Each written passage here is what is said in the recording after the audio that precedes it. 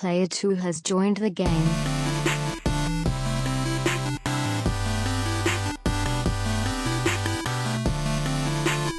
Hey, yo, what's up, everybody? Welcome to episode 341 of the Two Player Co-op podcast. As always, I'm one of your hosts here, Mario, along with my brother from my mother, Luigi.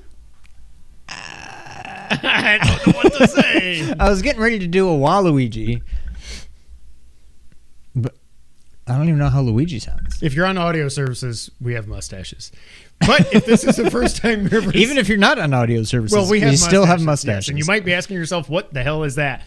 But if this is the first time you're ever seeing, hearing, or listening to us, this is the Two Player Co-op podcast where just about every week, two brothers get together to tell you everything you need to worry about in their life. Just looked at you. In the world of video games. If you like that, make sure you like the... This is going to be a goofy episode, I can tell, because we both look stupid. I don't know if it's just because I'm used to looking at myself, but I feel like your mustache is much more... I think I'm whiter. No, seriously. I think Maybe I'm whiter. Yours pops. But you've also got... I don't have any... But this doesn't I got rid of the stubble. I don't think this shows up on... It at least does from a what little I bit. can see. I don't know. Yours just seems to really... Or maybe the light is just like... This light is just... a mustache. Like, share it with your friends and everybody. I don't even know what I was saying. But if you really like us, you can go to patreon.com/2playercoop, where we got a lot of different tiers, but the most popular tier is the $5 tier, where you can watch the podcast live on YouTube one day early if you don't catch us when we're recording live. Oh, by the way, not this week, because Thursday... Oh, my God. Thursday's Thanksgiving, so I'm going to put it up tomorrow for everybody, but normally you get it one day early. $3 gets you a bonus episode every month. $5 makes you can watch us record the podcast live. You can watch us record the Mustcast live on YouTube as well. And if you must ask us a question, there's a link on Twitter, like some people did today. Which we don't well, even one use person, anymore. But Derek in the chat says, you look like a French villain in a third-rate Bond film. Yes, I do. I wonder, is it worse because I kept the lip hair? It's not better. Right. What if I just kept the goatee? You should have kept this, too. I thought about that, but then if I'm going to do that, I felt like I would, like, do I, like, trim But this at what down? point is it no longer a mustache? It's Movember. It's not Govember. Right. Or Bovember. I've grown this before without a mustache. So this is not Movember related. It doesn't look good, but I've done it before. And then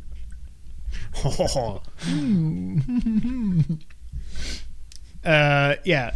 Some of our patrons deserve a shout out, just like John Tingley, our patron saint, our affiliates, Derek Bamford, James Solar. Make sure you check out James Games and more on YouTube. Sarah Solar and Mom, as well as our producers Steve Appleton, Aunt Sue, Dustin Downs, and Chris Peralta.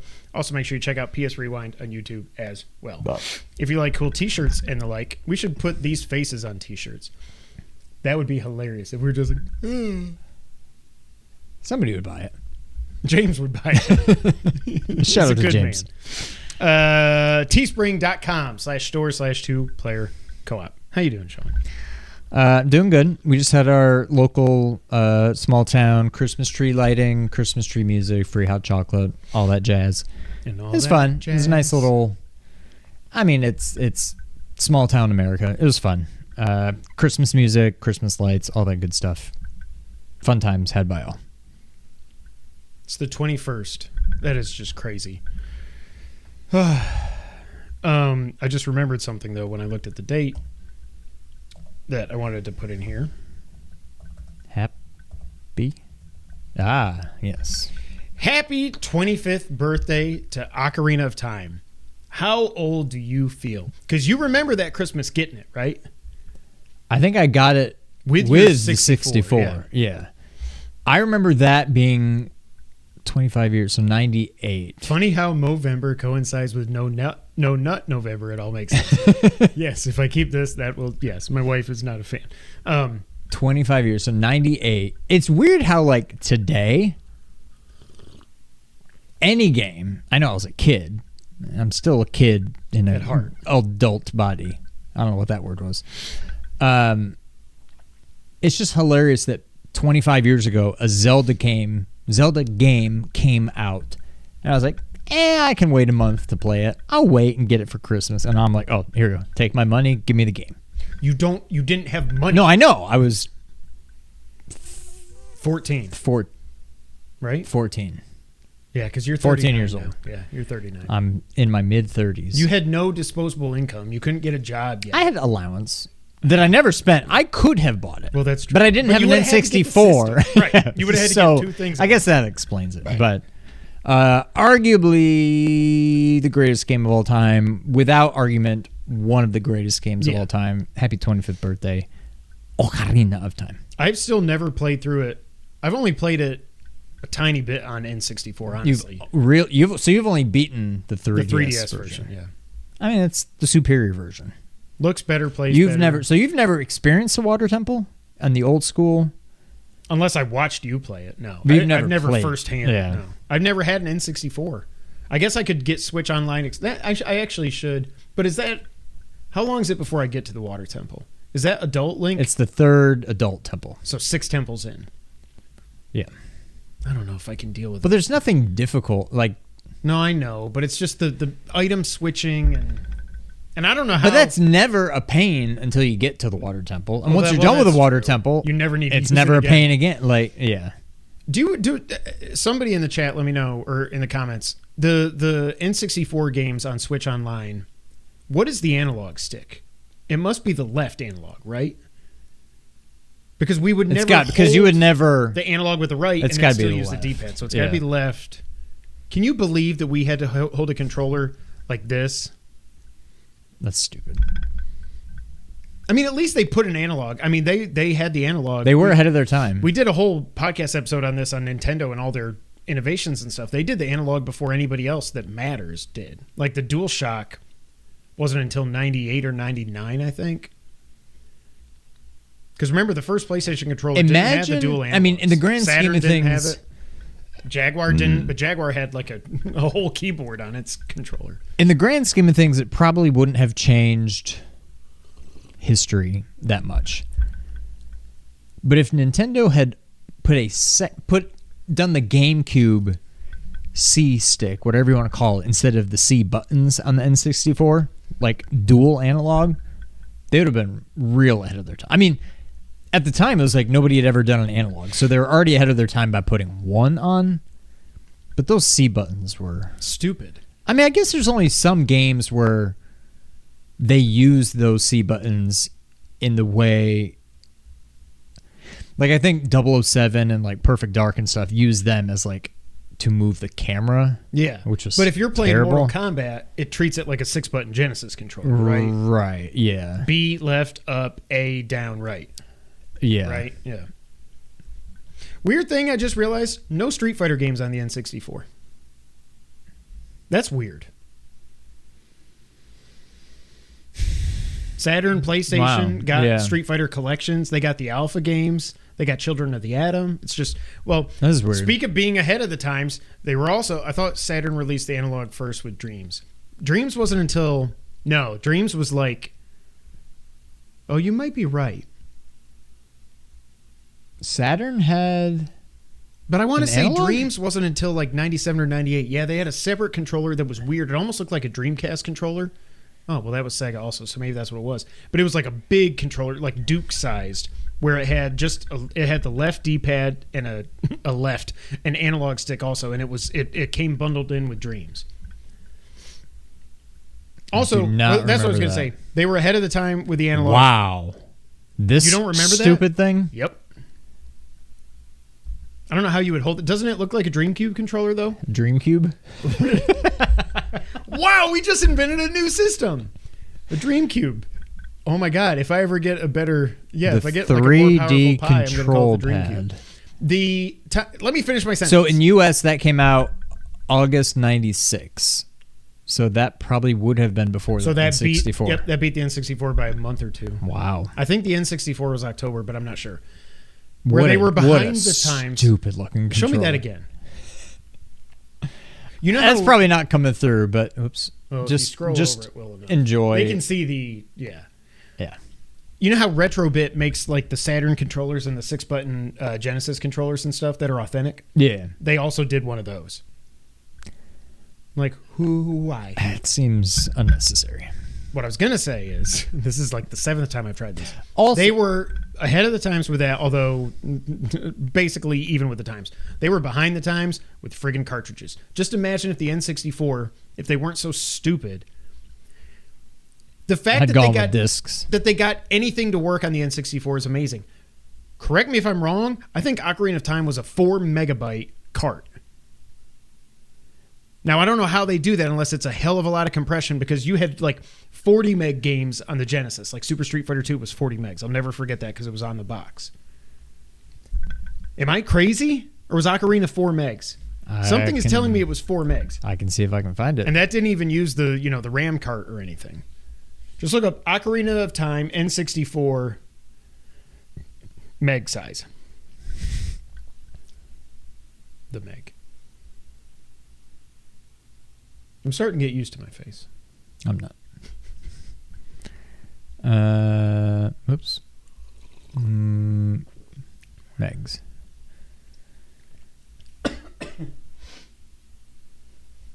But like crazy compression or something. Damn. There's. I'm not talking about the ROM size. Like 256 megabits, 32 megs. Okay. So no. So But still only less 32. than Super Street Fighter. What the hell are we like? But just imagine if they would have made it megabit or megabyte. So megabit is 256 megabits, 32 so that's megs. the speed. The bytes is Well, the isn't that size. just bits and bytes? Isn't it 1 to 8? 32. Yeah. Oh, that's what you mean. Okay, sorry. But RAM, when you measure speed and stuff, it's megabits. But megabytes and gigabytes is storage. Legend of Zelda Ocarina of Time mint $2,800. Why are the people? Why are people? So anyways, a little bit of a tangent. Happy birthday, happy anniversary, Absolutely. whatever. I have a question. I have a pony. You don't. You I have a don't. mustache. Because they talked about this on GameScoop, and I was like, oh, this would be fun to do a little thought exercise. And I didn't know we were going to have a lot to talk about today. Megahertz is speed. Well, no. Your internet is 100 megabits down, 100 megabits up. Megahertz is a different kind of speed. I'm talking data transfer is megabits, right? Is that even a burp, or were you just yelling? No, that was a burp. Okay. They talked about this on GameScoop, and I was like, that'd be fun to talk about because I don't think we're going to have a lot to talk about. Turns out we do. But I still want to talk about it, or we can save it to... we'll do it now because I already wrote it down. What do you think... And I think this has gotten much better the older we got. Mm-hmm. But if you were to... But is that... Well, yeah, finish. Yeah. What do we think our percentage of beating games, not completing them, but quote-unquote rolling credits, which I hate so much, of all the games we've played in our lifetime... What do we think it is? So, I'm talking rentals, borrowing games. Do we include, because there's a lot of games, I don't know, maybe not a lot now that I think about it. There are some games that I played back in the day that I never beat, that I have since beaten. That counts, yeah. On ROMs. Yeah. Okay. That counts. I would still say that's one game played and one game beaten, yeah. Off the top of my head, I would guess 60%? No way. I think that's way too high. I would You say think maybe so? 25%. Think of all the games we rented. Now, and I'm not counting like sports games and stuff that you can't beat. Yeah. But like, did we ever beat Flashback? Mm-hmm. We did. But after the fact. Okay. And ROMs, Fade to yeah. Black? No. No. Out of This World was easy. We beat that. Yeah. We beat Rocket Knight, I think, back in the day. I've beaten it. I don't know. That may have been more Bloodlines, recent. Hardcore. I don't think we ever beat Hardcore. That's impossible. But see, I've beaten Hardcore, but on a ROM. That's what I'm saying. I've gone back and beaten a that's lot true. of these But you games. can also do save scumming and everything. Oh, Yeah. bandwidth. Yeah, sorry. Yeah. Sorry, man. But that's what I'm saying. Like, over the last, 10 years of my life, It's about 90%? Yeah. 'Cause, like, but earlier on, it was probably 20%. So I think it might have even been lower back then, but then it does get weighed out with emulating stuff. But like, just think like Akari But like zero Warriors. tolerance. We never beat zero We never beat zero tolerance. tolerance. We Jurassic Park. I don't know. Did we ever own Jurassic Park? no Genesis? we rented it. Vector Man? I don't think I ever beat that. Knuckles Chaotix, we didn't beat that. But I don't that's know if also we because ever that beat. game sucked. We probably didn't beat Cosmic Carnage or Metal. I don't think we ever because those beat games sucked any too. 32X games. Did we beat Descent and Descent 2? Maybe? We beat Doom, I'm sure. Yeah. Final Doom. I kind of feel like. Did you beat that Indiana Jones game? Yes. We beat Mario. We beat Mario 2. We beat Mario 3. We beat Zelda. We beat Zelda 2. I've never beat I think it's higher than you think. Maybe it's about 30 to 40%. Because back then. For the last 7 years. But I would say over our lives, I think 60% is fair. For the last almost 8 years that we've been doing this podcast. Okay, here we go. I would say it's around 85 to 90% since we started doing this. I don't know what the last game that I bought that I didn't beat was. See, the games I have played but not beaten, like, so this year, Starfield, obviously I didn't beat that. Rogue Legacy, I gave up on it. That's Those the are thing. both A lot of free. the games that I don't beat now, You're not. it's because I'm financially just invested. done with it. It's Yeah. not so much that I can't beat it. It's just that I didn't try. Okay, so Derek says he's beaten probably 90% of the games he owns, with all the games he's ever played around 70%. All right, if I look at my trophies, because I played 99% of my games on the PlayStation. Oh, yeah, that's true. Let's look down that. All right, Last Faith. Come to that later. Haven't beaten it yet. Spider-Man 2, beat. Sea of Stars, beat. Blasphemous 2, beat. Walkabout Mini Golf doesn't really count. Resident Evil Village, beat. Batboy, beat. Undertale, I haven't beaten that. I probably won't. Rogue Legacy, beat. Final Fantasy 16, beat. Dark Souls, beat. Batboy, beat. Jedi Survivor, beat. Resident Evil 4, beat. Salt and Sanctuary, didn't. Vernal Edge, didn't. Moss 2, didn't. That's 3 in a row. Horizon, Call the Mountain, 4 in a row, didn't. Kayak, I don't really count that. No. Dead Space, beat. Crisis Core, beat. Callisto, didn't. Not because I couldn't. I just kind of was done with it. Ender Lilies, beat. Dead Cell, I don't know. Can you beat Dead Cells? Didn't beat Dead Cells. I think so. Alex Kidd. I don't even have a trophy, but apparently I played You that. played Alex Kidd? I think I played must it. have been on PSN. Yeah. One of the PS Plus. Dragon Quest 11, beat. God of War Ragnarok, beat. Inside, You beat Dragon Quest Super Hot. 11? I platinumed it. That was a Oh, that was the pain. super crazy one. Yeah. Super Hot, beat. Super terrific. Deathloop didn't beat. Hot Wheels Unleashed didn't beat. So, I mean, maybe it's not 90%. I don't know. This is maybe not- it is more like 75 to 80% now. But This is not letting me upload. the so ones that I don't update. beat are because they're not good. Not because I'm Right. unable to beat it. I'm just like, I'm done. Whereas back in the day, it was, this is impossible. I don't know what the last game that I wanted to beat that I didn't beat. I don't know what that would have been. But games are also a lot different now. Because games back then were like, we're going to make them artificially difficult so that you have to buy them in order to beat them. I also There's have to not a think- lot of that now. I have to think, too. John says, not sure. I have several trash games I bought on the cheap. That's where I'm at. But Like, all our cheap platinums, that helps our... those are not just beaten. Those are... actually, we didn't beat a lot of those games, actually. Because you don't have to beat them to get the platinum. some of them. So yeah. actually, that drags me down. Yeah, I'm trying to think of what the last game I would have liked to have beaten and didn't. You know All what the I- games that I didn't beat, they're because I was just kind of done with it. I think I know what mine is. I think mine is Returnal. Because I just could... But that's one of those I couldn't beat it. Now, I haven't beaten Cyberpunk yet. But, I mean, I'm at the last mission. I just haven't done it yet. Okay, good. It stopped giving errors. Let's go to my profile on PSN profiles. Spider-Man beaten. Cyberpunk about to beat it. Sea of Stars beat. Okay, I played Assassin's Creed 3. Didn't beat it. Death Stranding beat it. Blasphemous didn't beat it. 16 beat it. Platinum Game. I got that. Platinum Game. I got that. I didn't beat either of those games, actually. Broforce, we beat that. Yeah. Rogue Legacy 2, I didn't beat. Street Fighter 6, you can't really... I guess you can just win the arcade mode. So I guess that counts. I beat that. Batboy, beat both of those. Jedi Survivor, I beat that. Anodyne. Oh, I need to go back. I never beat that. Contra Anniversary Collection. I beat the 2 games I played, I think.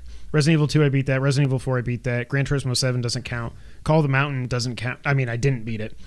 Goat Simulator, I've never played that. That's Casey. Dead Space, I beat that. Destiny 2, didn't beat that. Red Dead Redemption 2, didn't even get past the prologue. Titanfall 2, I beat that. Cowabunga Collection, I beat everything in there. The Taco Quiz, I beat that. I've never heard of that. Random Heroes Gold Edition, I don't even remember that platinum. Prehistoric, What Remains of Edith Finch, I beat that. Oh, that has a platinum. I need to go back and get that. That's right. Crisis Core, I beat that. Arkham Origins Blackgate on the Vita, did not beat that. I couldn't stick with it. Time Spinner beat that. Modern Warfare 2, I beat that. Twin Breaker, I beat that. Ragnarok, I beat that. So on and on. It's probably around 75 to 80%, especially if I factor in my stupid, my cheap platinum games. There's definitely more games that I played and didn't beat than I would have thought of off the top of my head. But a lot of them I don't really consider. I mean, I didn't beat them. It's a fact. But a lot of them is because I'm kind of done with it. I'm to the beginning of I'm all the way back to Final Fantasy 14, which I got when I got my PS4. And I didn't see a single game that I wanted to beat and didn't. All of them were just like, I'm done with this game. I beat Stray, Shredder's Revenge, My Name is Mayo 3, I beat that. Super Perils of Baking, I didn't beat that, but I just fell off it. Really? Yeah. Elden Ring. Now, there were probably some games in there. I don't know. I feel like I could beat any game. There's definitely some platinums that I probably could not get regardless. But I feel like any of those games I could beat. But it's not... It's like Kramer. The bet wasn't, could you do it? It's would you do it? I could beat them. I chose not to run. Axiom Verge 2, I didn't beat that because I fell off of that. Yeah. Hades, I mean, I cleared it once. I consider that beating it. Trigger Witch, I beat that. Returnal, see, there's Returnal. That was July 2021 when I quit. That was the last game that I can remember that beat me. Yeah. You know, that, like, even Elden Ring, Demon Souls, I pushed through that. Like,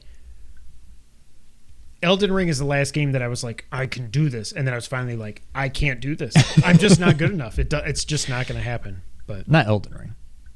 Returnal, isn't that what I said? Or did I say Elden Ring? I think you said Elden Ring. But yeah, Returnal.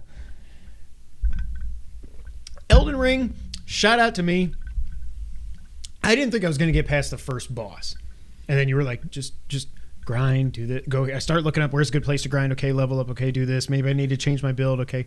When I finally beat Godric the Grafted or whatever the first guy was. Gilbert the Godfrey. No, not Gilbert. I can't do his voice. It's how he kind of talks. My name is Iago. That looks really weird with the mustache. That voice with the mustache. He was Iago, right? Yes. Yeah. But when I beat Gospid the Grafted. Gospid the Grafted? Something like that. All right, I thought that would be fun. All right, like Sean alluded to, you can write in with questions. And we got 2 from Derek that we'll go through now. What game or games do you love, past or present, that you feel have fallen into obscurity? His example would be a game like Zack and Wiki, The Quest for Barbarossa's Treasure on the Wii, which has the same Metacritic score as Spider-Man on PS4, or Brutal Legends featuring Jack Black. Doesn't get brought up nearly enough when talking about action or RTS games. I've heard so many things about Zack and Wiki. It's something that I always hear people bring up, and I can't even picture what the hell it is. When I hear the name Zack and Wiki, I just picture it just being like a Disney game. Like I don't think I've ever heard of it. They talk about it on GameScoop all the time. I don't know why.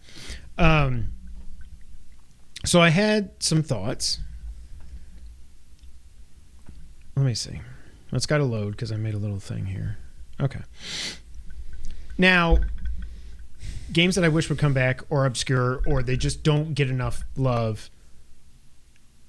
I have one game and then one kind of subset of games. I've got a lot. But I don't really know if it's obscure. Descent.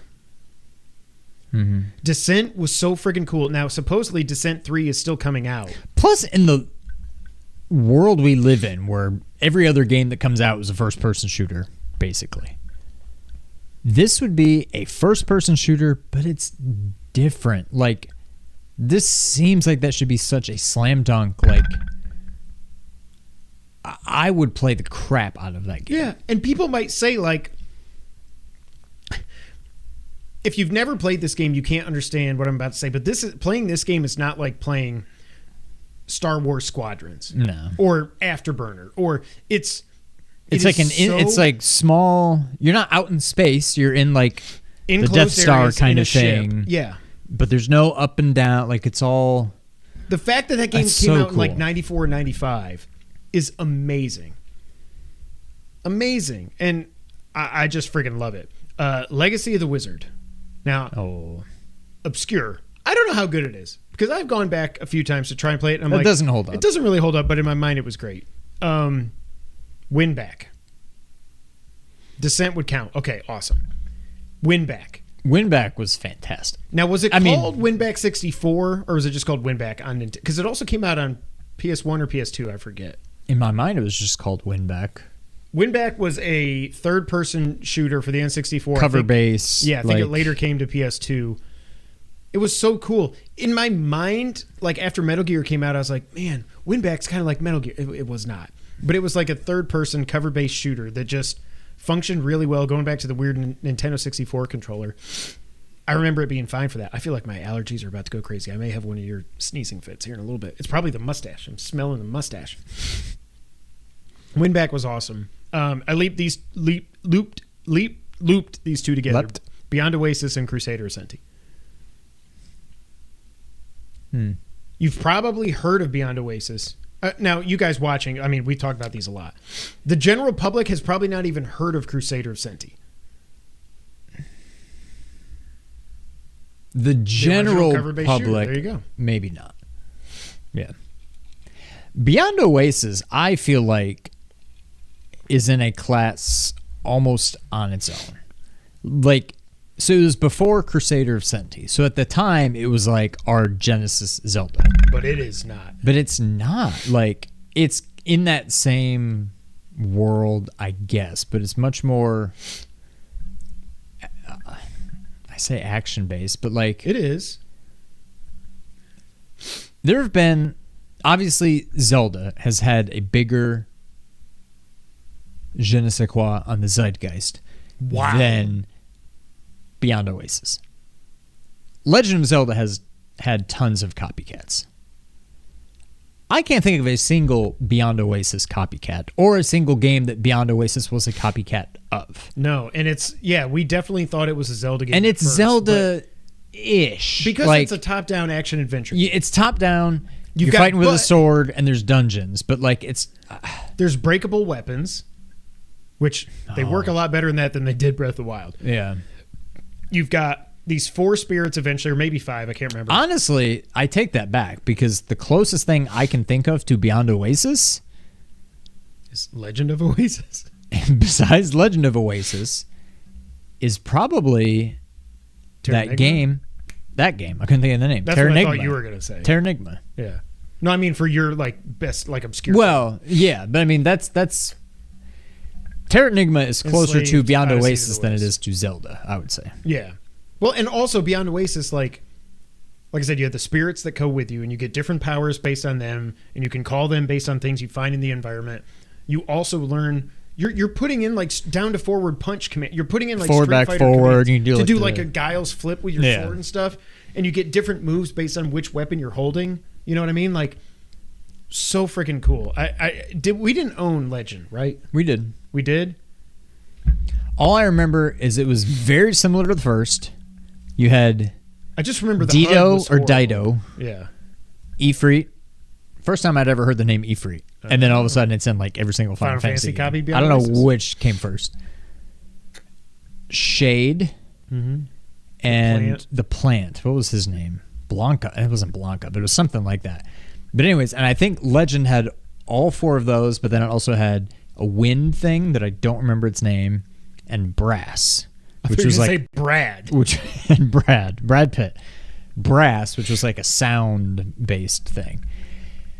And I remember I liked Legend of Oasis, but I even remember at the time thinking, this is good, but this feels like... I don't know if you remember this, but the main thing I remember about that game is like, you might fight this enemy in the beginning, and then later on, you just fight a giant, super pixelated version of the... Like, they just like stretched out the enemies and made them bigger. Yeah. They didn't make a bigger sprite. Pixelate, like, I was just like, oh, this feels so cheap. It's still a fantastic game. You could have just... If they didn't do that stuff, it would have been a lot better. Now that, I don't know if we ever beat that game. I don't think You don't even remember owning it. No. I know we beat Beyond Oasis. Yes. I don't know that we ever beat Legend of Oasis. And Crusader Ascenti is straight up a Zelda game.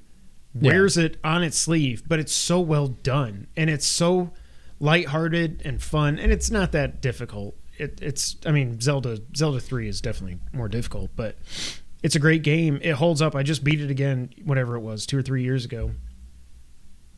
on the pie. Oh, God. He's getting a little emotional. I know. It's such a great game.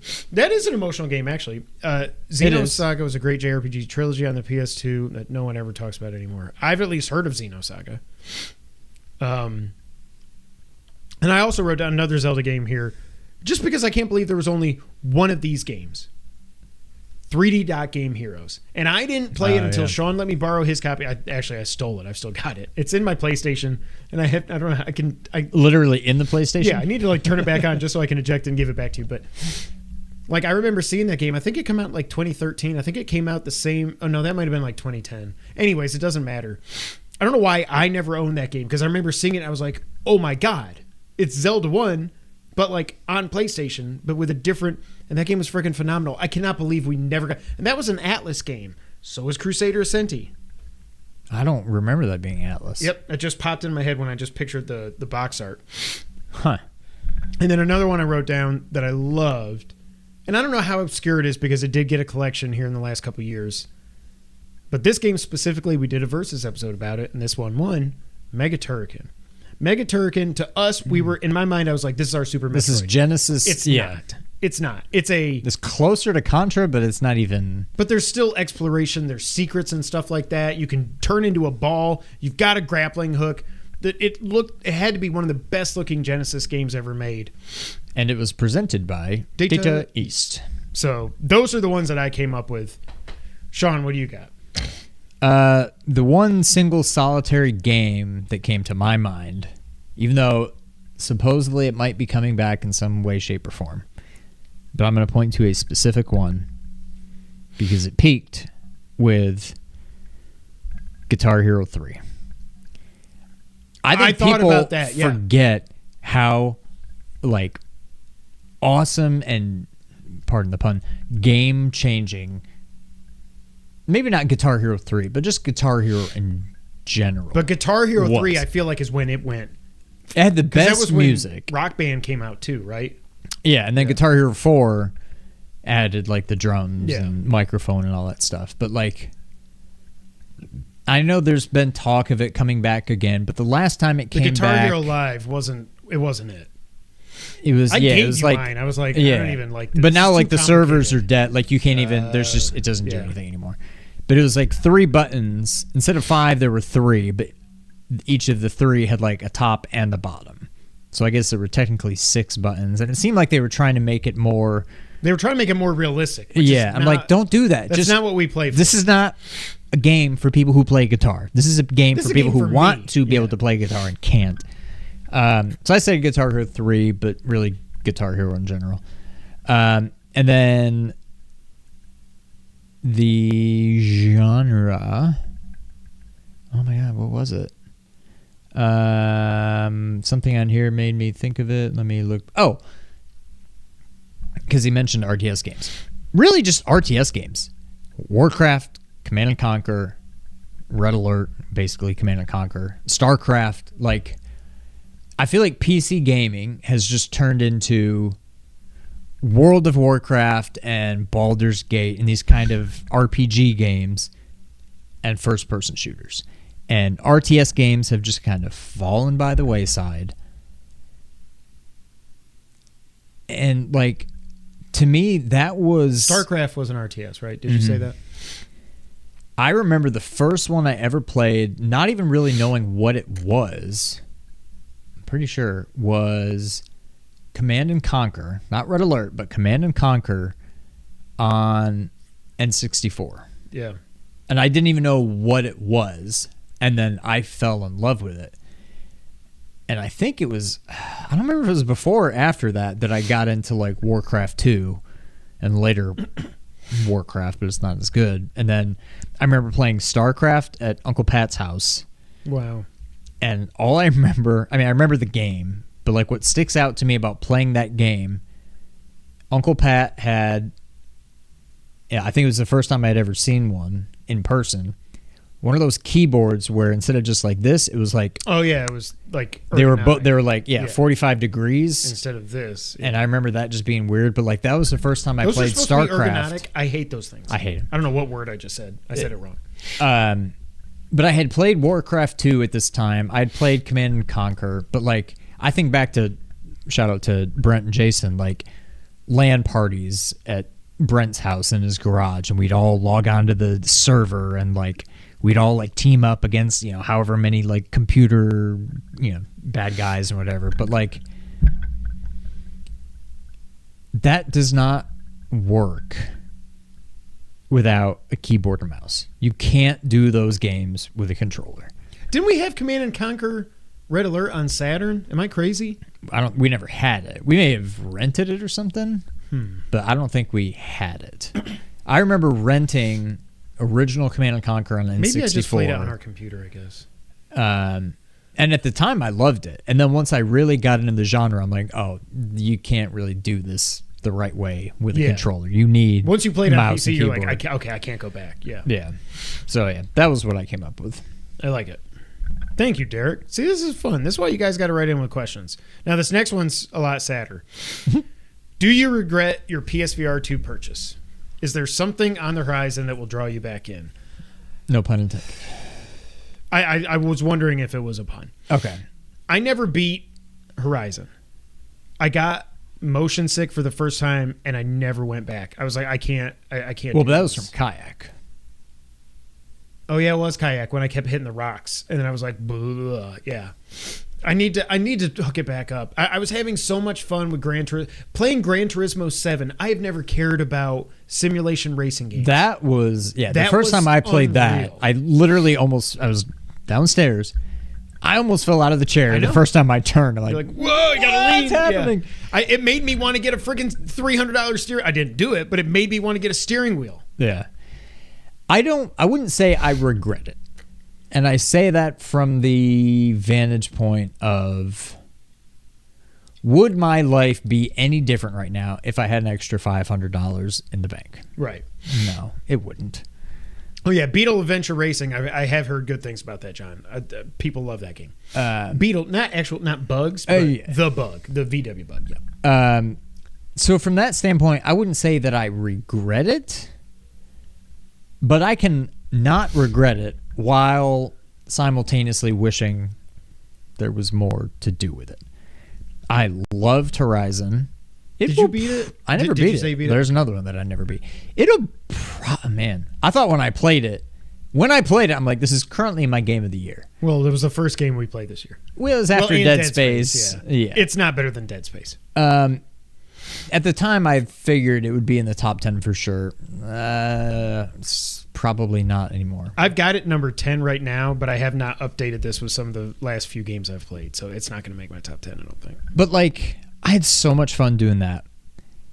I don't remember why I fell off of it, but I liked Moss Chapter 2 or Book 2, whatever it was called, but I haven't beaten that yet. Loved the first one. Loved playing Village on it. I hate it. I couldn't. I was never. I think I got to the dollhouse, and I can't remember if I ever got past it. I don't think so. I don't think there's any less support for this one than there was for the first one, and I still really like the first one. And this one's so much more convenient. You just plug it in, and you can play. Is awesome. PSVR 2. That's that first-person like magic shooter. I think, right? I think David Hayter's in that game. I don't regret it.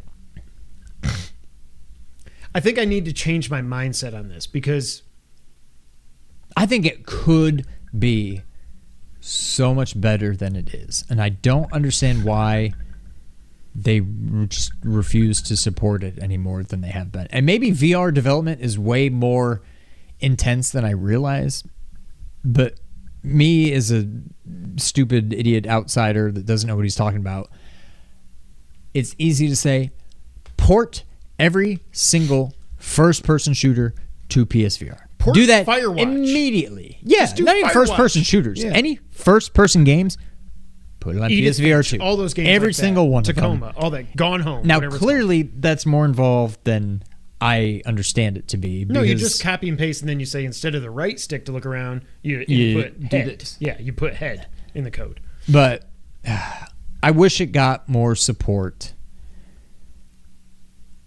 But I wouldn't say that I regret the purchase because I still occasionally play it. It wasn't just 2-3 months ago. I bought that mini golf game. I'm like, this is fun. This is like mini golf. But I think it's sadly just kind of relegated to a novelty kind of, hey, you can put this mask on and pretend you're playing mini golf, instead of like, you can put this mask on and play, not that I would, Call of Duty. Like, all these things that should be so awesome in VR, they're just not there. I think if I were to change my mindset to be like, look at how many awesome smaller games there are, because there's channels, Colin talks about this on the podcast sometimes, there's channels that are dedicated out there on YouTube to the PSVR 2, and there's a lot of really cool games out there. My mindset though is like AAA. Like, we started with Horizon, with a friggin' Horizon game. Yeah. We're never apparently going to get Half-Life Alyx, because if they're not doing it here in the first year, I need it to be shadow dropped here in the next month. I don't think that's going to happen. And get like a 95. I mean, it would, but yeah, I don't know.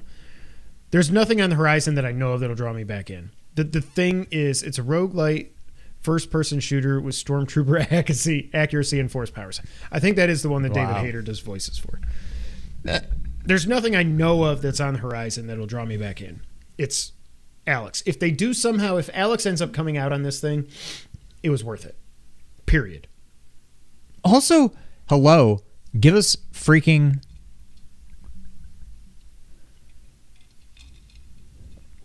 I don't know. Astrobot 2. I was going to say, Show.exe crashed. Crashed for a little bit. Astrobot 2. I know.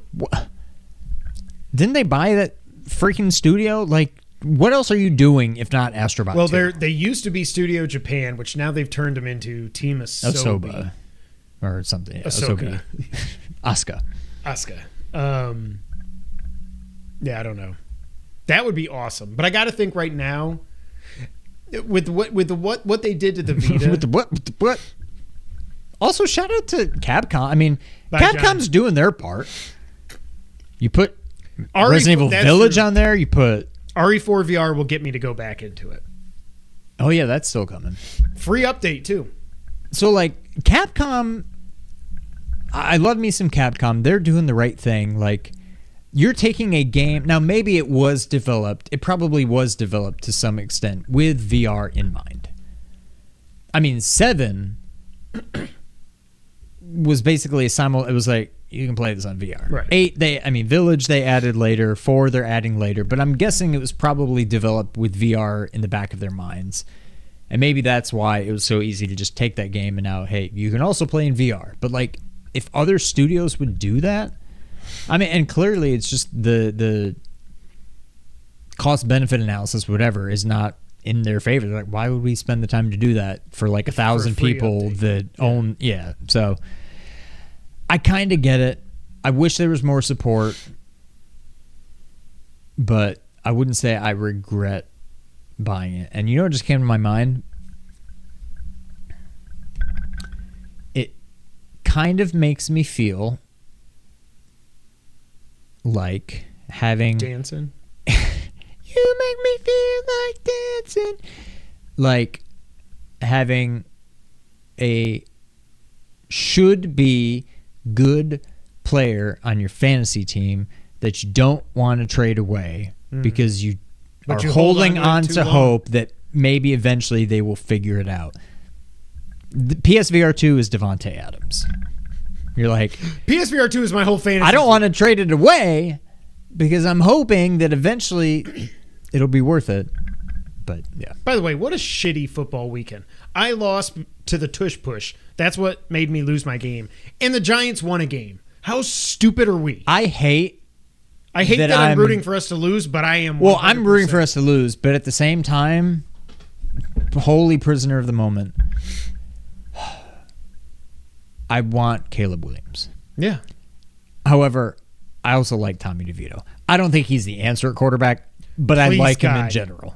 Like, he's like, you never go against the family. He's just like... He's from Jersey. I know. Yeah. And he's Syracuse. Like, yeah. I want to root for the kid. I don't think he's a long-term answer. No kidding. But, like, it's cool to see him... getting his moment. I think that was more a function of all the people that Washington traded away on defense. Washington sucks. Yeah. And he might do it again against New England because they too suck. I hope he doesn't because then I hope he screwed. doesn't also. Bill Belichick, if you got anything left in the tank, I need you to beat us this coming weekend or next weekend.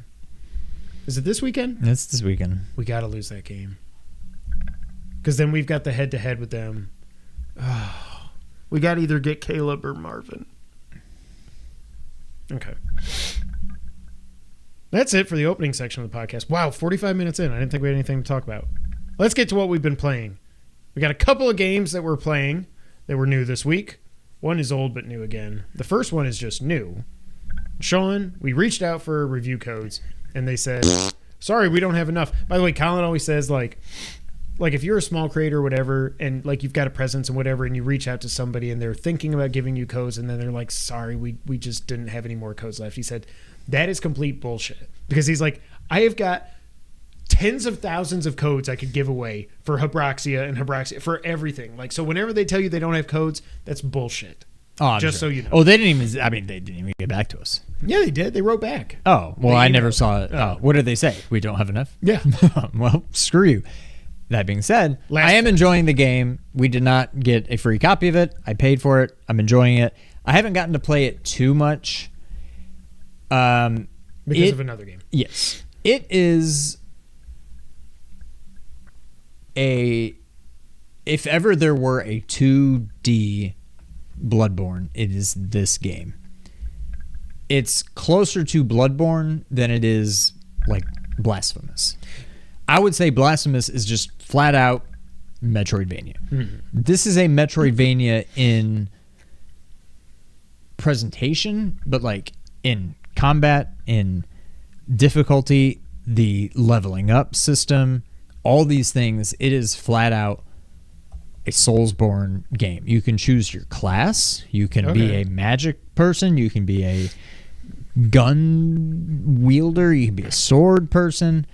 I'm enjoying it. It is it almost kind of makes me, in a way, it kind of reminds me of like Hollow Knight, which is possibly the best. Flashback to, I just decided to look it up, 36 on Metacritic. That's unfortunate. It kind of makes me think of Hollow Knight in that, which, God, you need to play that game. I'm not good enough. I think you'd be fine. In that it kind of seems like you can go a lot of different places. Like, I feel like I've uncovered a lot of the map, and I have like 20 dead ends. I'm like, oh, I got to remember to go back there. I got to remember to go back there. How does the map work? Can you like mark stuff? Can you drop pins and stuff? I don't know that you can. Even when you can, I never think to do it in a game. So it's very possible you can. I did it a lot in Tears of the Kingdom. But it's very... I was struggling in the beginning. I died to the first boss, which you get to... It's not even like... what's it called? Blasphemous? Cleric Beast. Oh, okay. It's like you had to play Bloodborne for 30 minutes, maybe an hour to get to that boss. This boss is like 5 minutes in. And I died no fewer than 20 times probably. Wow. And I eventually got the hang of it because I was trying to play it like other Metroidvania games where I'm just jumping and attacking and jumping and attacking. You have a dash, like roll button, evade button in this game, and you need to use it. You get the iframes. It's so much easier to dodge attacks by just rolling than it is to try to like jump out of the way of them and stuff. And once I started kind of shifting my mindset, I eventually beat it. It seems like it's a pretty big game. Like, I've gotten to several different areas, and like I said, there's a ton of different like dead ends that I need to now go back and, you know, investigate, or will need to later as I get more power-ups and stuff. But I like it a lot. As soon as I'm done with this next game, which I'm getting pretty close, I'm going to get back into it. But yeah, I mean, if you like Metroidvanias, and even if you don't, if there are people out there that like the Soulsborne genre. Derek But says all the Steam reviews mention Bloodborne. yeah, I mean, it's closer to Bloodborne than it is Blasphemous. On the surface, it looks like Blasphemous. It plays more like Bloodborne, I would say. So if that's your thing, if you like Metroidvanias or Soulsborne, I 100% recommend this game. If somehow you love Metroidvanias and you hate Soulsborne games, you honestly might want to avoid it. Yeah. But I love it. I can't wait to get back into it. But yeah, another game has kind of taken my time right now. So it sounds to me, did you ever play, what were they called? There was two of them, Salt and Sacrifice or Salt and Sanctuary. Yes. That's what it sounds like to me. Not having played it. I haven't played either. It's kind of similar. I have whatever the first one is. Sacrifice, I think. Yeah, but I can't remember. I think it's Sacrifice. I don't remember. Whatever the first one is, I have. Something about that game, I never beat it. I don't know that I got more than like 10% into it. And I struggled to remember what it was about it. I don't think it was that it was just... It is difficult, but it was something besides that was kind of turning me off. And I don't remember what it was. I liked it, but I didn't love it. But you like this better. To me, I think this is the better game. Yeah, I mean, I can't wait to get back into it, but I had to put it aside for a little bit. But I'll definitely beat it. Last I looked, I couldn't find any platinum guides because it was pretty new, so I don't know if there's like anything missable. Yeah. It's the kind of game that I want to try to get a platinum for, but I haven't seen any guides, so I don't know if there's like missable stuff. And I'm diving in. If there's anything missable and I miss it, then so be it. But I like it a lot for sure. Not a paid advertisement because they didn't give us nothing. Yeah. But I do like the game. Well, a game that I like, that I am 27. What year is it? 23. So 17 years ago. No, 27 years ago. I'm 27 years late to this game. I think it came out in 96. Sounds about right. Super Mario RPG. If I could sum up this game in one word, that word would be delightful. This game is delightful. This game... I'm not shocked, but I wondered as I started playing this game, I'm like, man, this is full on. And I know you just played and enjoyed Sea of Stars. To me, this is a more traditional turn-based game. And I'm like, I hope Kevin likes this. And I'm glad you do. But yeah, I love it. I love it. I think Sea of Stars is a better game. That's kind of probably not fair because this game's 27 years old. See, I don't even... man. To me, it's got a lot more of a nostalgia factor than it does for you. Course, yeah. To me, I think this is the superior game, but I can see both sides. I love it that I love that this really truly is... What? Okay, let me say this first. What have they added to this? Were the hidden boxes there? Okay, so the hidden treasures were there. Oh yeah, I did read that somewhere. I think there's more hidden treasures in this now or something. There might be. I don't know. Is there anything else that they've added? The original one had the time-based, right? Blocks and attack boosts. Boosts. But I'm almost positive the original did not have, like, if you get the perfect timing where it attacks, where it hits everything, you're only hitting one thing. Okay. And you either do a little bit of damage or a lot of damage if you time it right. But there's no extra bonus for timing it, like, perfectly where it hits everything. Okay. There's some random thing. The name of the first boss has changed for some reason. Copyright things, I think. So the first boss in this is called Clay Morton. In the original game, he was Mac the Knife, which is like the name of a song. Oh. And so I don't know if that's why they changed it. But I'm like, Clay Morton? That doesn't sound right. I was like, oh, that used to be Mac the Knife. So they changed that. You're past this part. The part where it's just a minor thing, but another kind of sort of related. When you're in the forest, when you basically first get Gino. Okay. And there's a part where right before you fight the guy who's like shooting the arrows. Yeah. And Mario wants to go fight him, and Mallow holds it back. He's like, whoa, whoa, whoa, who do you think you are? You can't just run in there and blah, blah, blah, blah, blah. In the original, he says, whoa, whoa, whoa, who do you think you are? Bruce Lee? So they took Bruce Lee out from that quote. Other than that, for the most part, like the dialogue is identical, like, but it's very, very. I realized as I was playing this game, even though it looks different, this has basically gotten the Link's Awakening treatment. More or less the same game, a much, much, much, much, much nicer coat of paint on it, but at its core, it's the same game. It's the same picture. It's the same picture. We're going to talk about that here in a second. Outdated references, not for us, of course. Yeah. My kids probably don't even know who Bruce Lee is. The one thing that's funny, so in Sea of Stars, what I remember is when you would get the bonus attack damage, because you get different weapons in Sea of Stars, but your animation, everything is always the same. Whereas in this, the first time I went from, and I thought Mario just had a hammer. So when I'm out there punching dudes, I'm like, what the hell? And then I beat the hammer bro and I get the hammer. I was like, okay. Every time I get a new weapon, I'm like, well, okay, now I don't. You got to learn the new timing. I got to figure it out. Like I just got one with Gino that I had like the tiger, and now I got the one where he's like, huh. It sounds like he's like, he goes, bam. So you got to do it like right when he goes, bam, before he shoots. Yeah. Bowser, I'm like, when he spins the thing, it's like 1, 2.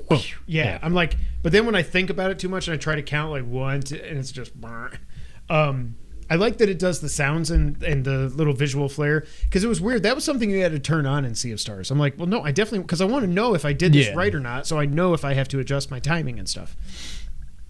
So I love that. I love the it's funny how you start this game, how every other Mario game ends. You start it by going to Bowser's Castle. Yeah. And then, boom. I love Bowser's dialogue in this, how he's like, I can't believe I have this mustache. Every time I touch it, I'm like, what? How it's like, poor Bowser. He's like, oh, I don't want him to see me like this because then Mario will never respect me again. It's very meta. Yeah. The music is phenomenal. I like how they do they do like remixes of old tracks. I like how they do the Super Mario World. Yeah. I like how there's other tracks from Mario World, which makes sense, that are in this. I wrote down here, it tracks your playtime. Yeah. Thank you. Oh yeah, so I should say I don't remember if I'm 8 or 8.5. I guess I could look it up.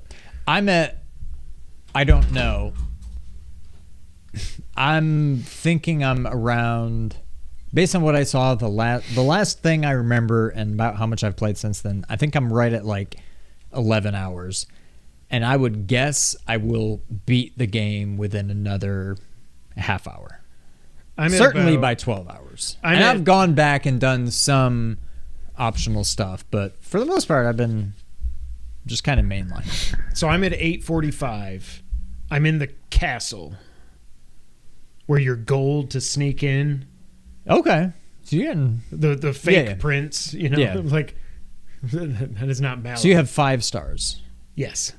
I think getting the 6th star, like I feel like I had 5 stars for a long time. I went from like 1 to 3 real quick, it seemed. Yeah. 4 took a little bit longer than 5. So this is, am I getting it in this castle though? Once I beat the chick? Not really. No? Okay. Yeah, that's what I'm saying. This one takes a while. Okay. The next thing after the castle, you're going to see and be like, how do they get away with that? And I was curious to see if they would change this, because it is very much a rip-off of another IP. Yeah. And they left it in completely. I'm like, that seems weird that Do I fight a mouse with red suspenders? No, but kind of something like that. I mean, as soon as you'll see it, you'll be like, oh my gosh, okay. But yeah. I wrote down here, Mallow's a dumbass. He thinks he's a tadpole. Look at you. You're a freaking cloud. And then the grandpa's like, oh, no. He figured out he's not a tadpole. That is one question. I do feel like that was one thing I wrote down here. Oh, and I always thought Gino was somebody else. When I've heard the name Gino, and maybe it's just because the way games look back then, I don't know if I thought Smithy was actually named Gino, or Gino was just a character that was on your side but looked completely different. I didn't know he was basically like Pinocchio. He's like Pinocchio. Yeah. Liza P, another game. Haven't gotten to yet. Yes. Derek knows what I'm talking about. I know what Sean's talking about, LOL. Okay, I can't wait. I'm planning to beat this in the next couple of days. Then I got to figure out if I'm going to jump into the Master Collection, or I need to go back and beat Cyberpunk before I forget how to play that, and then I'll figure it out. Anyways. What was I going to say? Oh, yeah. I feel like I'm missing... Because there's no, like, quests in this. Like, this is very straightforward. You have an overworld map. There's a flag that tells you where to go. You click on it, and you go through the thing. You beat it, and then it tells you where to go. It's relatively linear. But so you got, like, a map, and you're just like... I'm making my way around. Like Mario World. Yeah.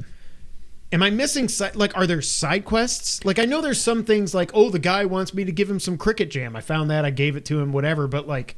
So you've been to Monstro Town? Yes. Did you sleep in the inn there? Yeah, the three ghosts were like, I hid stuff here. Did you do that? Not yet. No. Okay. I'm trying to... I think it just gets you... Oh, it gets you like an accessory that you can equip. Okay. There's an optional...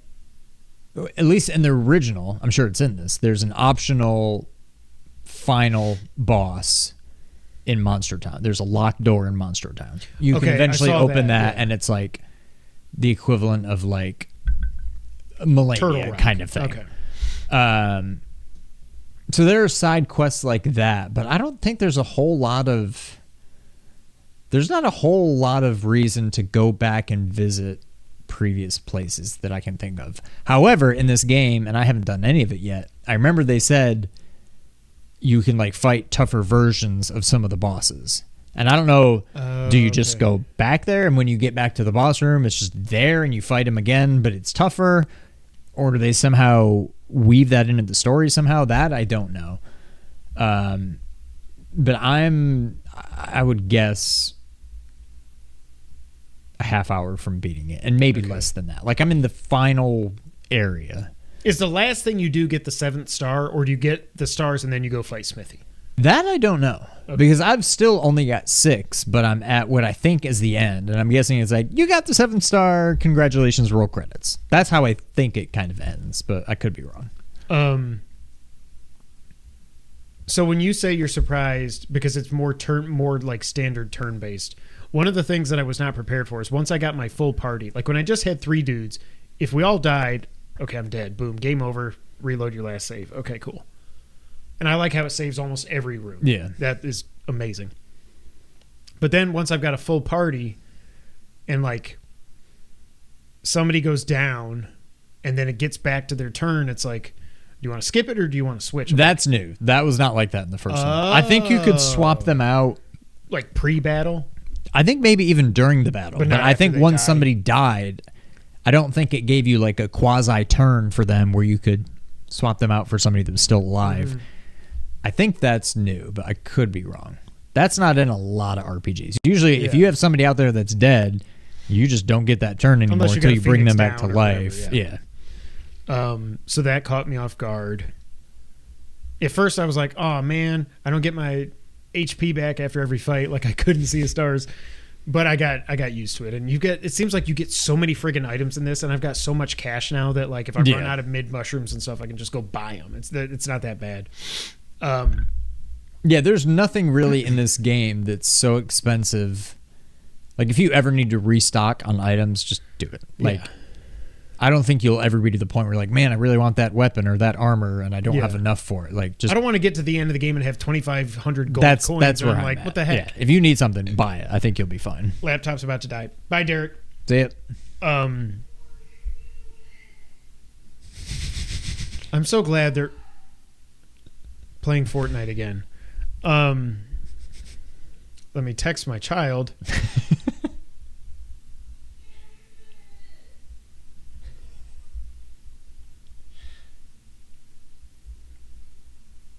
Stop yelling now or you are done. And I don't mean playing the game, I mean at life. I like how Star Road is a part of this. Yeah. But then I'm thinking, in my mind, this is like the Streisand effect or something. Like, was Star Road actually... Was it called Star Road in Mario World? It was, right? Or was it Star World? World, maybe? Star World? I don't remember. Oh, and one of the stars was so easy. You just walk around and you turn all the plants on and then it's like, boom. Did you read all the little stars Not with the faces? All of them, but they're like, oh, I wish I was... It reminded me of the stupid star. Maybe that's why it was in the movie. The star in the Mario movie. Oh, sweet release of death. Whatever. I like the mini games that were in this. The minecart was a lot of fun. Yeah. I hated the barrel chase. Where you're running up the hill when Chester or whatever his name seemed is. like that took a long time. And I kept I was like, I don't know how to do the timing because it's like you can move left or right, but I thought it was going to be like there's like 3 tracks where it was just you would go boom or boom. Right now it's like you kind of do this and then it's like you got to jump on this guy and then there's red barrel. I sucked at that whole barrel part. I hated that. Oh yeah, I wrote down here. He said okay. I love that there's Bob-ombs and there's Rob-ombs. When I saw that the bomb's name was Rob-omb, I was like, that's amazing. Just little things like that are so good. Knife Guy and Great Guy were hilarious names for Did a you boss. go behind the curtain in Booster Tower? Behind the curtain. Did you get a funny, cool Easter egg moment? No. Yeah. What? There's a part in Booster Tower where there's like a pillar. So imagine it's like 45 degrees. You have a pillar, and then there's like curtain and curtain. Mm-hmm. And if you go in this curtain... Oh, yeah, I did. Okay. Yeah. Okay. What the hell? I was like, did I glitch? Like, what's happening? Can you leave the room like that, or is it just funny? No, it's just, yeah. Okay. I was like, oh my God, this is like Mario Odyssey with the 2D levels or something. But then it's like, no, it's just... I love that I just threatened my child. He's like, okay. I will end you. The cake boss. I'm being very loose with spoilers, but this is also a 27-year-old game, but I'm not really getting into any details. I'm like the only Nintendo fan that hasn't played this game. The cake boss was hilarious, that whole thing. Why is everybody always trying to marry poor Peach? Oh, also Peach in this, at first I was like, well, she's useless. Well, that's another thing when it comes back to the traditional RPG stuff. This might have been one of the things you meant. Everybody's trying to marry Peach. The first time, Peach's powers are like, oh, group hug. And it's like, her attack is, oh, a slap. I'm like, oh my God, this is when like her powers were being on her period or whatever it was in the other game. Hold on, just needs a code. Copy code. Paste code. The one thing I noticed, I was like, why the hell would I ever have... Once you've got everybody, why wouldn't I just keep my party? Mario, Bowser, Gino. If you want to heal. But then I was like, okay, but if I don't have a Peach lot of is items, your white mage, basically. So what would Mallow be? Black or blue? What's the other kind of mages? I would say black because he can do like the lightning, but he can also heal. He can a heal. little he can do bit. Like the cloud, whatever thing. Yeah. But again, because I can swap them out, I feel like I go into every fight with my top 3 guys. Yeah. If one of them gets low, I'll swap her out for somebody else. Heal him. Okay, now you get out of here. Bring the other guy back. So is that like more traditional stuff? Like it is, but this game's a little bit less, or a little more. I don't know. What's nice about this game is when it's Bowser's turn. If you need to heal somebody, you can swap Peach in, and then use Peach's turn. In a lot of other games, if it's Bowser's turn, bringing Peach in that's the turn. Uses that turn. Yeah. And you'll have to wait till it's that person's turn again Right, then before that you can person's do what dead. you wanted Yeah. to do with Peach. So it's nice that you can like bring them in and use their thing like on demand. Yeah. So it's a little more forgiving in that sense. But you've played a lot of turn-based RPGs. One of the things I thought was so cool about what? one of the things that I thought was so cool. I'm so tired about Sea of Stars was the lock mechanic thing where it's like, oh, if you hit this guy with 2 moon powers and then 2 sun powers before he gets his turn, he'll lose a turn. Have you seen that in any other RPGs ever? I cannot think. There may be similar mechanics, maybe, but I've never seen anything like that, no. I love how, oh my God, the amount of time I wasted the first time I got to a dry bones. I'm like, man, this guy's, yeah. And then you're like, oh yeah, I remember that. Yeah. I was like, I don't know what the hell I'm supposed to do. I've hit him for like 1,000 damage. Yeah. And then I finally was just like, fireball, no. And then I was like, wait a minute, they're dry bones. Mario can jump. Just do what? Doesn't have to be a super jump. You don't have to do it multiple times. Just jump on them. But then I didn't realize it the first time I fought one, that they're like dry bones in the other games. They come back to life. I was like, that's so cool. Yeah. I like the puzzle solving in this, except for that damn 3D maze. That was like, yeah, I'm literally just like jump. Because one jump. time, oh, there I am. Jump. Okay, good. Like 5 minutes before I texted you, I had gotten up to the second level. I was like, okay, cool. And then I went around here, and then I fell down. I was like, son of a bitch. Then I spent 5 minutes trying to get back there. I'm like, I know this is where I went to do this, and now I can't do it. And I was like, I'm going to lose my freaking mind. I even looked up people saying what you're supposed to do. I'm like, that doesn't help it. I'm doing what you're saying. It's not yeah. I feel like even if I read, go here, do this, do that, I'd be like, I don't know what to do. But yeah, I just think this game, I do think I want to go back and play the original. I have, not that it really matters. I've gone and I changed the music to classic or whatever instead of the remaster. Oh, you can do that? Yeah. Just because, again, that's more nostalgia than anything. But once I turned it back, I'm like, yeah, this is my jam. I didn't freaking know that. Yeah. It's not drastically different, but... Oh, one thing I've found out when I've played this in handheld mode a little bit. I haven't played it in handheld at all. I got Joy-Con drift like a mother trucker. Really? I figured it out at first when I just went on to buy this the day it came out. And it just keeps like, I go to the eShop and it's like, boom, it goes down to the bottom. I'm like, no, come back up here. Boom. What the hell? Then I'm trying to play it. And so then I get my other left-hand Joy-Con, plug that in. Okay, let it charge. Okay, fine. Playing. It's fine. Then it goes, boom. I'm like, what the frick? So both my left Joy-Cons. Now, all of a sudden, this one, I was just like, stupid thing. And I just kind of mashed it a little bit. And then it stopped. So hopefully I fixed it by like trying to kill it. Hey, James. Yo. I love Super Mario RPG.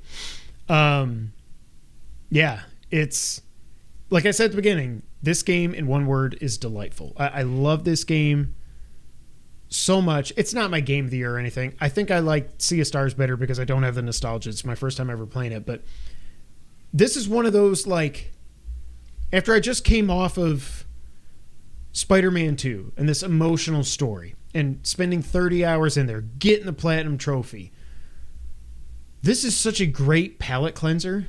Yeah. I adore this game. And I think I do want to go back. So it is on the SNES Classic. It's not on Switch Online, which I think is stupid, but it's probably because they knew they were working on a remake of it. I kind of want to play through the original. At least play through some of it. I think when you start playing through it, you'll be like, this is good. Pretty much identical. It is a very faithful remake. I will say that. Yeah. It would be cool to go back and just start the original just so you can kind of appreciate it. Yeah. But like, you've gotten the experience by playing this one. There's nothing that the original one will give you at this point that the the remake didn't. When you level up, I could sit there and watch them just dancing, especially. Well, I don't want to say it. Especially. What? I guess we've already kind of said it. I don't think we need to worry about spoilers. Everybody knows you can play as Bowser. Bowser just. Like, I could watch the little dancing animations just for like hours on that. Every time I level up, I'm like, yes, I'm going to watch this for a little bit. It's like they're so happy. That's what I remember. One of the things that is a good memory for me of Breath of the Wild is for a while, almost the whole time I played that game, the cooking, I was like, love this music. Even in Tears of the Kingdom, I was like, come on, cook, skip, okay, cook, skip, okay. But like with Breath of the Wild, I was like, I love this. I just love dun, dun, dun. I don't even remember the music now. It's been so long, but whatever. Another thing I will say, I'm glad you like this game. And I would be doing it a disservice to say that it is any Babies kind of first. well, it is that. Well, sorry. Any kind of proof of concept or anything. But it very much sets the stage for Paper Mario. Even though they look totally different, when you play it, you'll be like, okay, there's the same kind of blocking and timing of the attacks and stuff. It's that's obviously where it came from. Yeah. One thing that Paper Mario does that I forgot this game didn't, even though I kept trying to do it, in Paper Mario, when you see an enemy out there, you can ooh, there's a Goomba. I'm going to jump on him. And it takes you to the thing, but as soon as the battle starts, you've already gotten, it counts that as a hit. I actually was trying to do that because I was or you can go up to him and hit him with a hammer, so you can get... Okay. But I think if they sneak up on you and hit you from behind, they get the first attack kind of thing. So that's one thing that Paper Mario does that this doesn't. That I would have sworn it did, but it does not. But I think the fact that you like this game, I stand by. No matter how much I love this game, I think at least Thousand Year Door is superior. I think this is a fantastic game. The fact that you like this game and apparently love this game, 100% be all in for Thousand Year Door because I think it is superior in every single way. And that doesn't diminish this game at all. This is I don't know, a 95, whatever. Thousand Year Door, it's a 10 out of 10. It's perfect. So if you like this game, you will absolutely like that game. That was one thing I was thinking when I was going through this. I'm so excited for that game. And the fact that they're doing Thousand Year Door. They're not just doing Paper Mario. And Thousand Year Door has a lot more side stuff. Okay. Whatever. One of the things I did know, that's what I was going to say. I was watching the Gaming Historian has a video on Super Mario 3D. What? Super Mario RPG and how they wanted to make a sequel to it, but Square and Nintendo fell out when Square was like, really? You're still, like we said earlier, you're still on cartridges? Really? We're not putting Final Fantasy VII on this thing. You're insane. We're going to Sony. So they had a falling out. But there was a concept for Super Mario RPG 2, and there's some videos out there and stuff of it. But then they went with a different developer, and they said, well, let's actually turn this into 2D. It became Paper Mario, and then the rest is history from there. Is there... I didn't even think about it until now. I have not seen the word Square, or Square Enix, yeah, it was anywhere Squaresoft back then. Yeah. In the advertisements, in the game. They have nothing to do with it. But what I assume when we roll credits, it'll be mentioned some kind of a thank you or something. Yeah. Yeah. Okay. Yep. Well, I'm glad you like it. I love it. This game's so good. Like I said, it's not going to be my game of the year or anything, but it came along at the perfect time, especially with how crappy apparently Modern Warfare 3 is. Luckily, Nick has apparently forgotten that he wanted that game. I'm like, bro, it's 225 gigs on my PlayStation, and it's the worst reviewed Call of Duty ever. The campaign's 4 hours long. The multiplayer's it's not good. So this was perfect. Exactly what I needed. Super Mario RPG is awesome. I'm not breaking any news here. Sean, you want to fly through the news of the week? Let's do it. All right, Sean. So there was a rumor. There's been rumors, and then there was a leak from Sony's own back end, and then Sony was like, "Well, I guess we're going to announce this now." And that is The Last of Us Part 2 Remastered. It's coming out January 19th on PS5 after it leaked first. And I say PS5 because obviously it's going to be on PS5. No PC mentioned. Yeah, it'll be coming.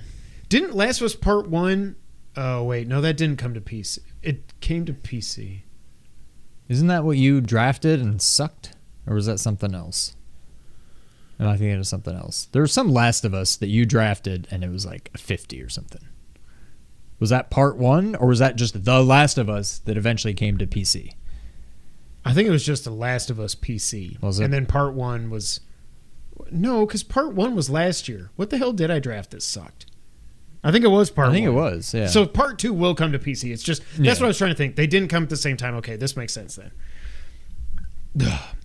So it's coming to PS5 with graphical enhancements, You can do 4K in fidelity mode. If you do performance mode, it'll be 1440p, and they kind of upscale it to fidelity, whatever. I did see that this does... it is compatible with VRR, which after I used that on Spider... We never talked about that. Did you end up using VRR? I turned it on, but I'm like, I don't But did you play on fidelity, or did you stay on performance? I can't remember. Did fidelity. Okay, so yeah, but it was smooth. Yeah. Yeah, okay. So this does that. Improved loading times, obviously. DualSense integration when it comes to the haptics and the feedback and all that stuff. It is also getting a new mode, but it's not factions. It is the No Return mode, which is a roguelite survival style of mode. Lots of different playable characters that you can unlock and everything. They're also introducing the Lost Levels, which made me just like have a heart attack when they said that. So you can go in and you can explore early in development portions of 3 levels that ended up getting cut from the game. What is that? That's a fire truck, right? Do you see sirens? I don't see anything. Okay, it's getting further away. But it seems like those aren't like going to be levels that you can play as much as you can just, like they said, explore. Like you walk around a part of a unused city. Yeah. There will be hours and hours of developer commentary. There's also a guitar free play mode. You can also unlock character skins and weapon skins for Abby, who sucks, and Ellie. And shockingly, good on Sony, PS5 upgrade if you own the PS4 version for $10. If you don't own it, I don't think I've seen what the price is. Have they said, is it 70? I assume. I assume it's 70.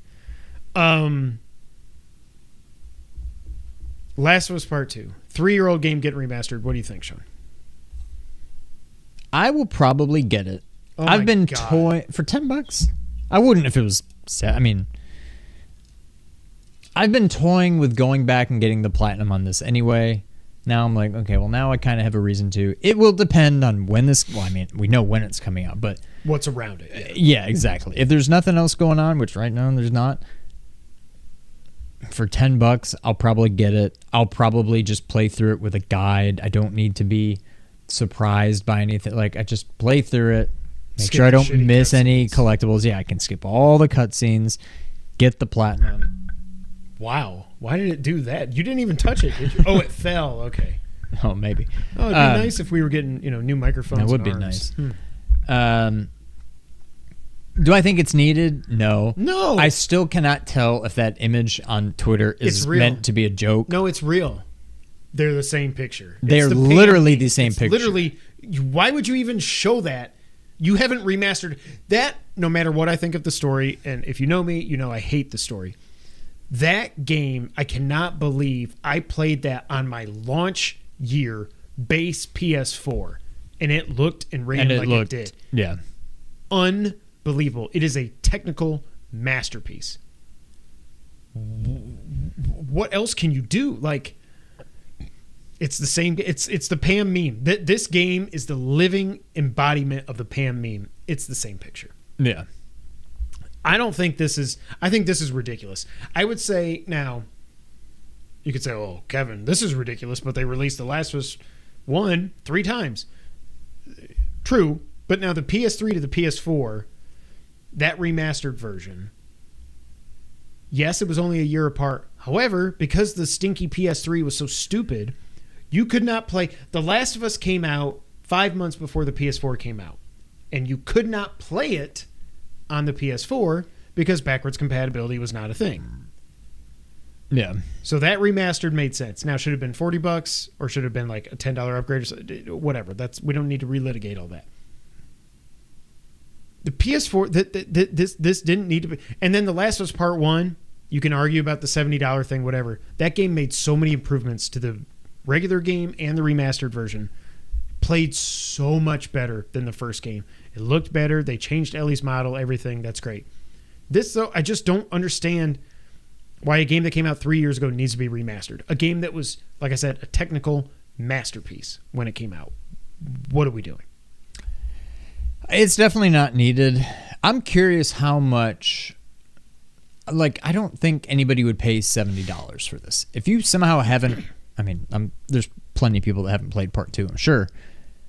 But if you want to play this, there's got to be ways to just obtain the original for like $20 and then pay the $10 upgrade. Exactly. That's why I'm starting to think this probably won't be $70. It might be like 40 or 50. Yeah. Just because I'm going to look right now because I'm curious. I'm guessing you can go on Amazon and buy Last of Us Part 2. You check Amazon, I'll check PSN.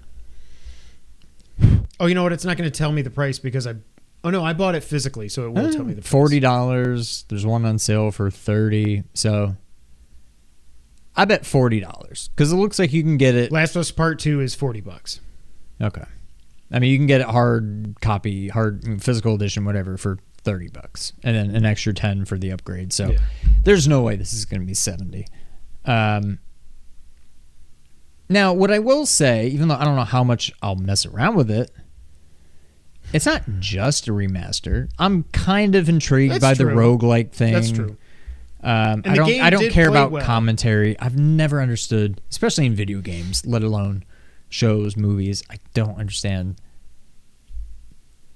I'll watch interviews. Director commentary. I'll watch interviews about something, but I don't want to see it while I'm trying to watch a movie or play exactly. A game. Yeah. So there's some stuff I'm kind of curious about, but I'll probably, for $10, if there's nothing else going on, I'll probably get it. I'll get the platinum. Is it needed? Almost certainly not. You could just play the PS4 version and get that platinum. I could. For not $10. I wonder if the trophy would auto pop. Nope. Nice try. It does not. Because this is a different type. Yeah, that's true. It's an actual, You can't Horizon Forbidden West this. Yeah. Well, plus it'll help me prepare, for better or for worse, for next season of Last of Us, which is 2025, I think. Because I honestly don't, other than the big bits, I don't remember much about this game. I know how it starts. I kind of remember how it ends. I remember the big reveal of like who Abby is. Oh, wow! Let's retcon the first game and make this stupid NPC someone really important. By the way, I want you to know that Abby is good and Ellie is bad. Because the dogs love Abby, Ellie kills the dogs. Abby doesn't kill Ellie's pregnant friend, Ellie kills a pregnant lady. So friggin', I don't know how anybody doesn't see through this bullshit. It's so stupid. Those are little, it's not important to the thing, but it's just like those are examples of why this game pisses me off, because I don't know when people are like, man, this is one of the best stories ever told. And Colin's like, this game. The first one I'm like, yes, the first one is. This is just, they beat you over the head with how you're supposed to feel. Like, one of the reasons the first game was so good is because based on the ending, you're like 50-50. Joel was the bad guy, or hell yeah, Joel, I'd do the same thing, without saying what happens if somehow you don't know. But I think you can still have that same conclusion. No, but what I'm saying is they force you to try. They try and force you to I don't think they force it. I think 50-50. they show you the other side. They show you the other side, who's an angel, even though golf club, and then but there you go. She's clearly not an angel. Oh, but everything, she's perfect. She loves the dogs, and she's so good, and she's taking care of all her friends. Who Ellie's Oh my god. I kind of do want to play it and get the platinum. It is one of those games that I'm like, I don't know if I do, all kidding aside. This was like your fourth favorite game of, 2019? Because it was a technical masterpiece. And I've gotten so much, I friggin' hate it now. But I kind of want to play through it again. Just because I'm like, okay, now that I know how shitty the story is and what happens, knowing what's going to happen, knowing what happens in those first 2 hours, at least I'm going in, I don't know. I'm going in knowing what happens. Right. What I mean? All kidding aside. But yeah, Last of Us Remastered, it's coming. Last of Us 2 Remastered. And the last item on the news list, NPD/Circana results are in for October 2023. Number 1, Spider-Man 2. Number 2, Super Mario Wonder. Now, this doesn't count digital sales, because Nintendo doesn't report that for some reason. But Nintendo said Mario sold 4.3 million copies, fastest selling Mario game ever. And that was into November, whereas Spider-Man 2 was out on the 20th, and they said in 11 days it sold 5 million copies. So by the time we got to October 31st, they had sold 5 million, But that's not 5 million in the U.S. That's 5 million everywhere. Yeah. So I don't know. It's like Colin was saying, oh, yeah, Spider-Man definitely outsold Mario Wonder. I was like, yeah, but that's worldwide. This is U.S. So I don't know. Number 3, also new, Assassin's Creed Mirage. That made me happy, even though I didn't play the game. That just makes me happy. That an old school 15-hour Assassin's Creed game, people were like, yes, we want more of this. Madden 24 comes in at number 4. EA Football Club, also known as FC 24, comes in at number 5. Mortal Kombat 1 is at 6. UFC 5, this is new, came out, number 7. Didn't know there was a new UFC game.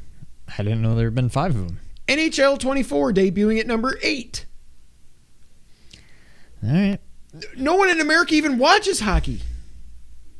But they're playing it. I mean, I love hockey. My Rangers, knock on wood, are doing really freaking awesome. But this makes me happy. I just did not expect to see it debut in the top 10. Yeah. Number 9 also makes me happy. This is a Christmas game for me. Sonic Superstars, number 9. I want to play it.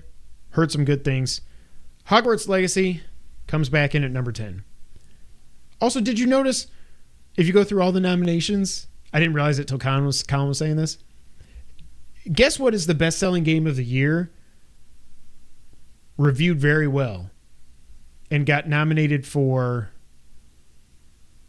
0 awards. J.K. Rowling is the devil. It didn't get nominated for anything? No, because those are the jackasses that vote on this stuff. It's so stupid. Who the hell with all the people that worked blood, sweat, and tears on this game for 5 years? The hell with them. J.K. Rowling created this world, so we hate it. Yeah. Some notes on the software sales from September to October. Starfield went from number 1 to number 14. Not great. Also, Metal Gear Solid Master Collection debuted at number 12. That makes me happy. Didn't make the top 10, but that shows, like, Konami, come on. And you got David Hayter tweeting that stuff's coming. He was on Twitter the other day posing that he had a meeting with Old Snake from Metal Gear Solid 4. Is that confirming Legacy Collection 2 is going to have it? Maybe. I don't know. I'm so happy. Year-to-date software sales. Hogwarts Legacy, the aforementioned, is number 1. That's the actual name of the game. Hogwarts Legacy, the aforementioned. Number 2, Tears of the Kingdom. Number 3, Madden 24. Wow. Number 4, Spider-Man 2. Shoots up to number 4. That's awesome. Number 5, Diablo 4, which has been out since June. Number 6, Modern Warfare. And Spider-Man 2 is on one system. Diablo 4 is on everything. Mm-hmm. Well, not everything, but you know what I mean. Modern Warfare 2 hanging in at number 6. Number 7, Jedi Survivor. Oh, yeah. Modern Warfare 3 sucks. Worst reviewed game ever. Guess what's going to be number 1 for November? Oh, 100%. Mortal Kombat 1 is number 8. Number 9 is Starfield. Number 10, Resident Evil 4. Also, when it comes to console sales, the PS5 is still at number 1 in both dollars and units sold. Obviously, that was going to be the case when Spider-Man 2 comes out in a month. Any thoughts on the sales data there, Sean? Strong showing from Spider-Man. Happy for Insomniac. But yeah, I mean, it all kind of... There's nothing on there that is really that shocking. Yeah. I really am happy about Assassin's Creed Mirage. I hope other companies take note of that. We don't need everything to be a 200-hour freaking game. Now, Sean, it's time for the wrap-up. Jeff Grubb reported that the KOTOR remake is no longer being worked on in any way at any studio. However, right before we started recording, Schreier tweeted that Saber Interactive has taken over the game from Aspyr, which I don't know if we knew for sure before. Sabre.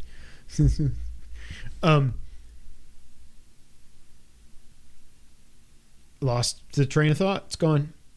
Oh, that it is Saber Interactive has it now, and they told Schreier the game's not dead. We're still working on it. Good. So we got Jeff Grubb versus Jason Schreier.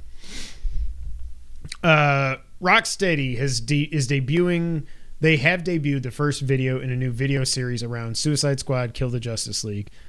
They're focusing on the story because after they came out and were like, this is basically Destiny, but, Suicide Squad people were pissed. There's a closed alpha test coming soon. The thing that I don't understand, so this game's coming out in February. They delayed it for almost a year, not to really do anything because you can't. The game is made. Right. You got to just go like, how do we sell this thing when people are pissed? I don't think it looks good. I don't it's think doing it looks nothing fun for me. I cannot believe that a Rocksteady DC game is coming out, and I'm like, There's no part of me that wants this game. There's a closed alpha test coming soon. I can't remember if I said that already or not. In other Rocksteady news, they did confirm that the Wonder Woman game is a single-player action-adventure game set in a dynamic open world, not a live service game. That I'm interested in. Yeah, this one I'm in for. Larian has confirmed that Baldur's Gate 3 will be coming to Xbox in December, and the exact date will be revealed at the Game Awards. Spoiler alert, that's going to mean it's available right now. Pretty much. That's obviously what they're doing. Sega has said that they are looking to get some more acquisitions, not looking to sell. So they bought Rovio last year, which I would say is a few years too late. But they're still on the warpath to try to acquire other stuff. That's whatever. I mean, they're not going to acquire anything that's meaningful because they're not that big, but good for them that they're just not going to sell out. They won't go away. Yep. It was just announced today that Cyberpunk 2077, the Ultimate Edition, has been announced coming out in December. It'll be retail for $60. Obviously, this is the main game and the Phantom Liberty DLC, yes. Did you ever beat that? What were we talking about at the beginning of the podcast? How many games we beat? And I was like, I don't remember. I said, look, I've never beaten that. But Yeah, I mean, I'm right okay. at the end. I'm on the last mission. I just need to go back and do it. Yeah. Sometimes this happens with Jess too, where she's like, we never talked about that. I'm like, am I losing my freaking mind? Because I don't even drink anymore. And I know we literally talked about this. Am I the crazy one? I'm not crazy. She's She's crazy. I'm not crazy. She's crazy. Dragon's Dogma 2 has been rated by Peggy with a March 22nd release date. So obviously it's coming out March 22nd. Whenever I see Peggy, because that's 18. Yeah, thank you. Okay. I wish we had, like, for American games, it was like ESRB 18 or M plus or whatever. Presented by Data East. Felix the Cat collection has been rated by the ESRB, coming from Konami. There's a Wow. collection? There's more than one game? Is that what you're I don't thinking? remember one game, let alone I saw it in the amount of something games today. that would necessitate a collection. I think it was NES game. There probably was a... How big... Was Felix the Cat He was like, before us? no. And then it was just still around, or was it new when we were kids? Like, I can't... I can picture him, but I can't remember why. Yeah, was he a comic? I have no idea. Was he a cartoon? It was definitely a cartoon. It's like Garfield and then Felix. There's Garfield, Heathcliff, Felix. You didn't like Heathcliff? I he was a forgot about knockoff. Heathcliff. He was a knockoff I would put Felix above Heathcliff. because he was just fake Garfield, basically. Yeah, they made him also orange and stripes, fat, right? yeah. Yeah. At least Felix was like black and white. I bet you didn't think we were going to talk about Heathcliff the cat on this episode. Episode. PS Plus Premium is adding Baldur's Gate 3 and Lord of Ring Gollum game trials. So you can play the highest rated game of the year and the worst rated game of the year. That is hilarious. I just found that hysterical, so I had to put it in there. So, Sean, in all seriousness, are you going to try Baldur's Gate? We hates it. Me hates it too. It's one of those, you can't even, a game trial, what are you going to do? Yeah, it's not in going 5 to do hours with anything that for game? me. Yeah. I don't know. I'm definitely curious about it, but part of me is like, I don't want to get hooked. Yeah. I honestly don't think it's for me.